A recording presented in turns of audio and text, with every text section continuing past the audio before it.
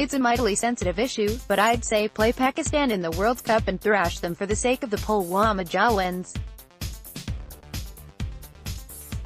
That would honor their memory. 80-year-old Farokh Engineer, arguably India's most flamboyant keeper ever, turned a trifle emotional while speaking to the Telegraph at Taj Bengal and, later, at Flurys on Wednesday evening.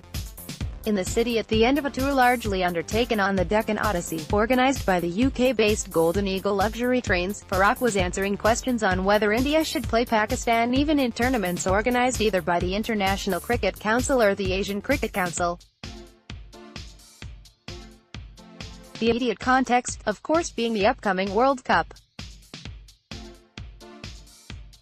India are scheduled to play Pakistan in Manchester, Farokh's second home for decades, on June 16. I shouldn't be misunderstood, for while I'm an overseas citizen of India, I'm as patriotic as anybody else around in the country. In keeping with the government of India's policy, I'm all for no bilateral cricket engagements with Pakistan, but the World Cup becomes a different matter altogether. Ideally, the tournament shouldn't get disrupted by the boycott of any match. Even if India don't play in Manchester, we may still end up facing Pakistan in the semi-final or the final. It's tricky, so, as I've said, play Pakistan in the league stage and thrash them for the sake of the 40 CRPF jawans butchered in Pulwama by the suicide bomber. Beat Pakistan most emphatically, not that they have ever defeated us in a World Cup. If I could add, interest in the June 16 match has crossed limits and the cheapest tickets, I hear, are being sold for £20,000. That's just crazy, Farokh maintained. By the way, Farokh is one of the vice presidents of the Lancashire County Cricket Club, headquartered at Old Trafford. Among the other vice presidents are Clive Lloyd and Andrew Flintoff. Farokh added, Pakistan's Prime Minister, Imran Khan, is a dear friend of mine, but I was left disappointed with his address to the nation on Tuesday afternoon. Correct me, but I didn't sense any remorse on Imran's part. At the very least, he should have offered his condolences to the bereaved families. I've been in tears watching the young widow of an army major killed in the days after Pulwama.